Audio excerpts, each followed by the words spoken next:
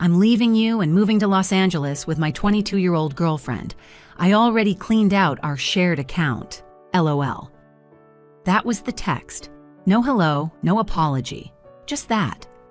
I sat motionless in my home office in Austin, Texas, staring at my phone as if it had glitched. For a second, the words blurred together like a cruel joke, but the screen stayed the same. It was real. Trevor, my husband of 15 years, had ended our marriage via text, and he had the audacity to end it with LOL. I know most people would feel rage heartbreak, maybe even throw the phone across the room, but not me.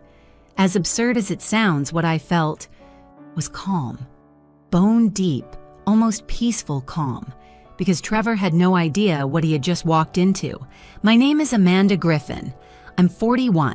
I work as a financial advisor for Sundale Financial, and for the past decade and a half, I believed I was building a future with Trevor. We had the picturesque house in Tarrytown, one of the most sought-after neighborhoods in Austin. We shared joint accounts planned for retirement, talked about maybe adopting one day. We were the couple others pointed to at dinner parties and said, they've really got it together. That's what they saw. But what Trevor didn't know was that for the past 3 months, I had been preparing for this very moment. Right before his text arrived, I had been reviewing legal documents on my desk documents that outlined the financial firewall I had quietly and legally built around everything we owned: trust structures, real estate title transfers, secured retirement assets, not hidden, just protected, fully documented, fully legal. Because when your job is helping high net worth clients safeguard their money during crises, you learn a thing or two. 3 months ago, I had started to notice the patterns, like I always do with clients: inconsistent expense reports, unexplained charges, fancy dinners at restaurants I'd never heard of, jewelry receipts but no gifts, and of course the evasive phone calls, the ones that suddenly ended when I walked into a room.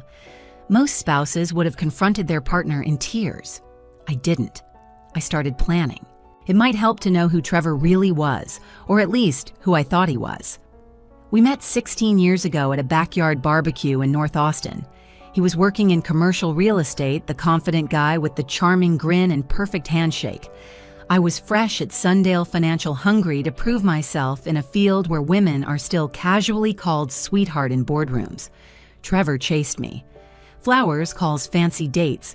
When he proposed, it felt like the kind of love people post about: vintage-style rings, Sunday brunches, European getaways. Our wedding was elegant, nothing over the top, just us smiling like idiots, promising forever. We bought our house 2 years later, a 4-bedroom colonial tucked under mature oak trees, with a skyline view of downtown. We poured love and money into it. Brick by brick, room by room, it became our dream house. At least that's what I thought. For years, life rolled forward predictably. We took vacations, hosted Thanksgiving dinners, supported each other's careers. Well, I supported his. Trevor's real estate deals fluctuated, some good years, some not so good. Meanwhile, my career was rising. I was securing bigger clients, building diversified portfolios, even mentoring younger women at the firm, but I never held that over him, never made him feel small, or so I thought. But over time, I started noticing shadows, not just in Trevor, but in us. 18 months ago, Trevor started working later, always on some huge deal that never seemed to close. He became oddly protective of his laptop, which used to live on the kitchen island but now stayed zipped in his briefcase. He postponed meetings with our estate attorney, something I gently suggested we update. And then the charges started to show up his smug LA-bound face. I kept just enough in the joint account to maintain the illusion, about $15,000. To Trevor, that was everything we had, because he never once asked about our actual financial picture. As long as his Amex worked and there was cold beer in the fridge, he was content, until that Tuesday afternoon. The text came while I was finishing up a quarterly earnings review. I set down my pen, looked at the screen, and exhaled. He thought he'd landed the knockout punch. He had no idea I'd already won the match. By the time I finished rereading Trevor's breakup text, I was already 2 steps ahead. I typed a 2-word reply, best wishes. Then I smiled. He'd always mocked my career, called it my spreadsheet hobby, as if I didn't manage portfolios larger than the value of our house on a regular Tuesday. He never paid attention to how often I stayed late helping clients restructure after messy divorces or business failures. And he certainly didn't care when I warned friends about the dangers of not protecting their assets in a marriage. He thought all of that was just Amanda being paranoid. That delusion was about to become very expensive. I spent the rest of that afternoon as if nothing had changed, because in reality, nothing had for me. I reviewed investment proposals, took 2 client calls, and signed off on a new estate plan for a tech exec going through a complicated divorce. The irony wasn't lost on me. Around 6 p.m., my phone began buzzing. Trevor, I ignored it. Then again. 5 calls later, I finally picked up. "Amanda, we need to talk," he said, his voice low, a bit shaky. "You already talked," I replied evenly. "You texted me, remember? You're leaving me for a 22-year-old. You took the money. What else is there to say?" Look, I know it was sudden, but I've been unhappy for a long time. Madison just helped me realize what I want out of life. I deserve to be happy. We both do. "Ah, so her name was Madison. Interesting." "I understand," I said calmly. "I hope Los Angeles works out for you." There was a long pause, dead air from his side of the line. I knew what was happening. He was trying to recalibrate. This wasn't the reaction he expected. "You're taking this awfully well. I thought you'd be more upset." "What would you like me to say, Trevor? That I'm devastated? That I'm going to throw things and beg you to come back?" "No. We're both adults. You made a choice. I accept it." "Well, yeah, I mean, it's good that you're mature about it. I was just worried you'd make things difficult." I almost laughed at that. If only he knew. "Not at all," I said smoothly. "You've already left. There's nothing for me to make difficult. Actually, I'm already in Los Angeles." His voice perked up, trying to regain control. "Madison and I are looking at apartments in West Hollywood. It's incredible out here, the weather, the lifestyle. I should have done this years ago." I gave the most generic response I could. "That sounds lovely. I wish you both well. There's just one thing." And here it came.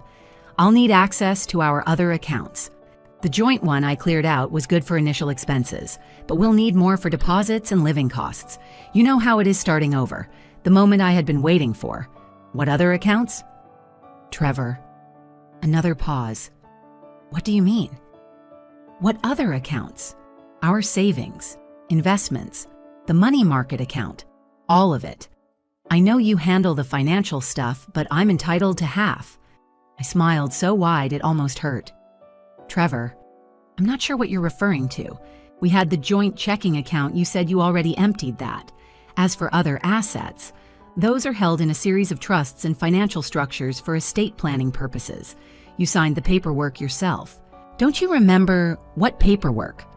"What are you talking about? The trusts, the asset protection structures, the estate planning updates we implemented over the last few months.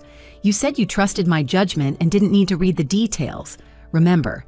His breathing changed. Faster, shallower. "Amanda, I need access to that money. I need it now." "I'm afraid that's not how trusts work, Trevor. Those assets are protected and can't be distributed on demand. Perhaps you should consult a legal professional. I can recommend someone." Click. He hung up. The next morning, I woke up in the same beautiful house, but now the only person on the deed was my trust. I brewed my coffee, ate breakfast, and checked my phone. 17 missed calls, all from Trevor, all ignored. The texts that followed were increasingly frantic. "Call me back now." "You can't do this to me, Amanda. We're married. This is childish. Madison and I are stuck in a hotel. Do you know how expensive LA is? I'm getting a lawyer if you don't respond." I deleted everyone. That day at Sundale, I met with a new client, an ER doctor going through a surprise divorce. Her husband had taken $90K and disappeared. As we went over options for asset recovery and future protection, I realized something almost funny. I wasn't just helping her, I was walking the same path. Around noon, my assistant buzzed in. "Amanda, there's a Trevor Griffin online too, says it's urgent."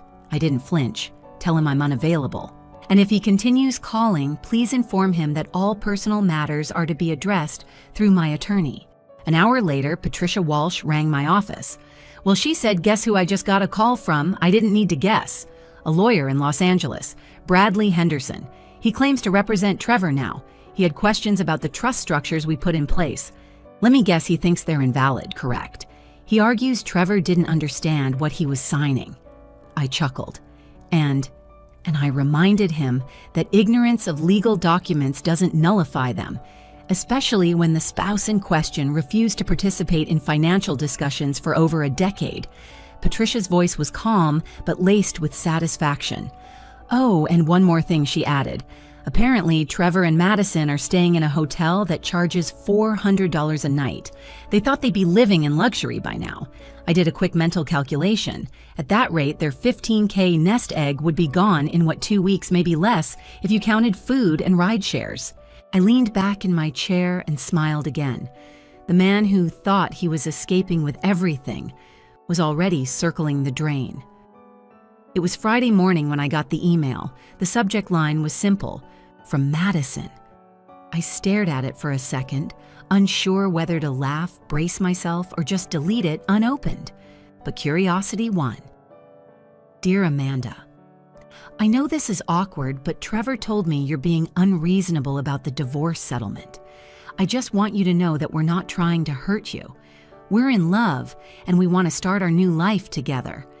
Trevor says you have plenty of money, and this won't even affect you. Please consider being generous. Madison Generous. That word rang in my head for hours afterward. She genuinely thought I was being petty, that this was about bitterness, as if Trevor hadn't already drained the only joint account and fled the state with a woman barely older than our niece, and now she wanted a donation.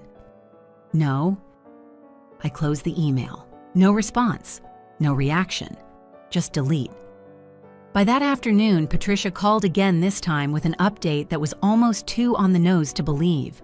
Amanda Trevor's attorney just filed an emergency motion for temporary spousal support and access to marital assets. I blinked. You're kidding. Nope. He's claiming financial hardship, accusing you of hiding assets. I couldn't help myself. I let out a short laugh. So the man who bragged about draining our joint account now wants access to the funds I legally protected. Exactly. And here's the kicker, his lawyer submitted that text message as part of their motion, the one where Trevor said, I already cleaned out our shared account, LOL.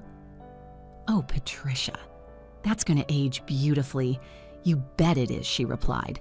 That message shows voluntary dissipation of marital funds. It's Exhibit A. I sat back and marveled at the absurdity. The very text he used to gloat over me was now the rope he'd hung his entire case on. By Monday, the pressure was clearly getting to him. Another unknown number flashed on my phone, Los Angeles area code again. I answered expecting another attorney, but it was her. Amanda, it's Madison. Please don't hang up. Her voice was shaky, young, southern drawl just barely detectable beneath the nerves.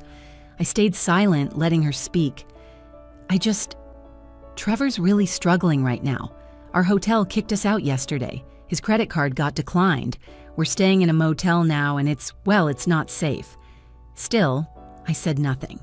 He says you're doing this to punish him, but I don't understand why you won't help. Madison, I said calmly, can I ask you something? Okay. How long have you and Trevor been together? About 6 months? She hesitated. We met at a real estate conference in Dallas. He said he was in an unhappy marriage, that you two were basically living separate lives. 6 months. Trevor had been planning his exit for half a year, while I had been protecting our assets for 3 months. He had a head start, but he didn't know I was running a different race entirely. Did Trevor tell you about our financial situation? He said you were wealthy, that you had investments and property, that when he left you, we'd be able to live really well in Los Angeles. He promised we could rent in Beverly Hills, and I could focus on my acting career. I almost felt bad. Almost. Madison, did he ever mention anything about trusts or legal protections? Trusts. I don't know what that means. He said you handled all that stuff, that he'd get his share in the divorce, so he hadn't just lied to me, he'd lied to her too. He painted himself as the victim of a cold, calculating wife, never mentioning that he'd signed away access to the very money he was now chasing. "Madison," I said gently, "the money you thought you had, it's gone. The rest is legally protected. Trevor can't touch it." Silence. Then a whisper. "Are you saying we're broke? I'm saying Trevor should have been honest with both of us." On Wednesday, my assistant buzzed in again. "Amanda, there's a Trevor Griffin on line 1. Again, do you want me to send him to voicemail?" "No," I said, standing up. "I'll take it." "Amanda, this has gone far enough." His voice was brittle. "No more bravado. We're living in my rental car. Do you understand that we're homeless? I need access to that money." I sat down, slow and deliberate. "I'm sorry to hear that, Trevor. But you made choices, and those choices have consequences. Don't give me that legal crap. You hid our money to spite me. You set this whole thing up." "No, Trevor. I protected our assets the same way I do for my clients. You had every opportunity to be part of those discussions. You chose not to. I want a divorce, but I want my fair share. Then file. But the assets you're referring to aren't marital in the traditional sense anymore. They're held in irrevocable trusts with very specific rules. What the HL does that mean? It means you should have read the documents you signed. It means you should have shown up to our financial meetings instead of watching ESPN." More silence, then something different, something unfamiliar in his voice. "Amanda, please, I made a mistake. Madison left me yesterday. She said this isn't what she signed up for. She flew back to Dallas. I'm alone. I'm broke. I don't know what to do. I didn't sigh, I didn't cry, I didn't gloat. I just said best wishes, Trevor." And I hung up. 2 weeks after Trevor's teary pleas, I got the official notice Trevor Griffin had filed for divorce in Los Angeles County. Of course he had. That was where he thought he could still win. Still manipulate the story, still be the charming guy with the sad tale of a cold wife and a cruel financial twist. Patricia and I reviewed the filing together at her office in downtown Austin. She flipped through the documents with practiced fingers, one well-manicured nail tapping lightly on each page. He's asking for spousal support, half of all marital assets, and get this, damages for what he calls financial manipulation and deceit. I raised an eyebrow. Damages. For protecting our estate legally. Yup, his lawyer is arguing that you deliberately concealed assets to prevent him from accessing his fair share. Apparently, Trevor now claims he was unaware of the implications of the documents he signed. I couldn't even bring myself to be angry. Does that ever work? Patricia laughed.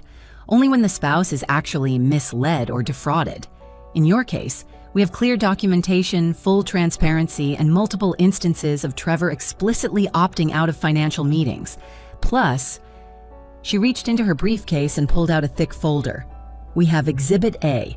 She held up a printout of Trevor's infamous text message, "I already cleaned out our shared account, LOL." Bragging about emptying the joint account, that's gold.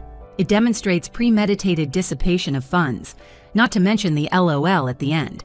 Judges don't love that kind of I never thought it would happen to me. That's the thing about betrayal. It doesn't come storming in like a villain in a movie. It creeps, soft steps, slippery lies, warm smiles masking cold intentions. And if you're not watching, really watching, you miss it until it's too late. But not me, not this time.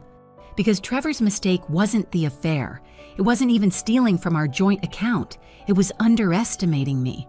He believed I was the softer one, the boring one, the spreadsheet girl who smiled politely and handled the money stuff. But while he was charming his way through real estate mixers and conference hotel bars, I was quietly becoming the architect of his undoing. That, in the end, was the most poetic justice of all. 6 months after our divorce was finalized, my life wasn't just back to normal. It was better. I started taking on more high-profile divorce clients, especially women blindsided by betrayal. I shared what I'd learned, not just the numbers and legal tools, but the mindset, the grit, the readiness. I also began mentoring more junior advisors, especially young women new to the financial world. I told them, don't just learn to build wealth, learn how to protect it, especially from the people closest to you. And me, I was thriving, not just surviving. I hosted seminars, led workshops, launched a side project to educate women about asset protection in long-term relationships. Every now and then, Trevor would pop into my mind, usually when I was jogging past the Terrytown Farmers Market or sipping coffee on the porch of the house he thought he'd own half of. Once a mutual friend ran into him at a networking event back in Dallas, said he was working as a leasing agent now, living in a studio, alone. He'd tell people I blindsided him, said I gutted the estate, claimed I turned cold overnight. But the truth is, I didn't change. I just stopped playing the fool. I protected myself. I stayed smart. I did exactly what I do for a living and what he never thought I'd do for myself. So here's what I've learned and what I'll leave you with.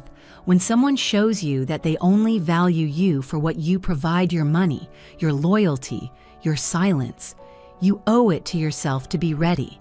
Not vengeful, not vindictive, just ready. Ready to stand up, to walk away, to sign the papers with your head high. Because the best revenge isn't slamming doors or shouting matches.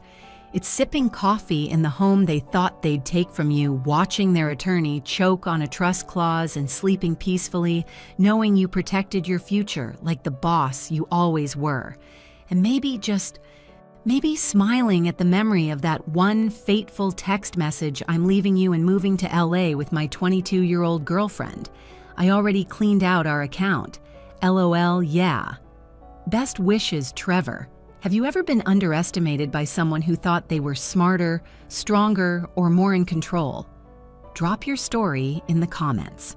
And if Amanda's journey inspired you, subscribe and share this video with someone who needs a reminder. Being underestimated is your greatest weapon.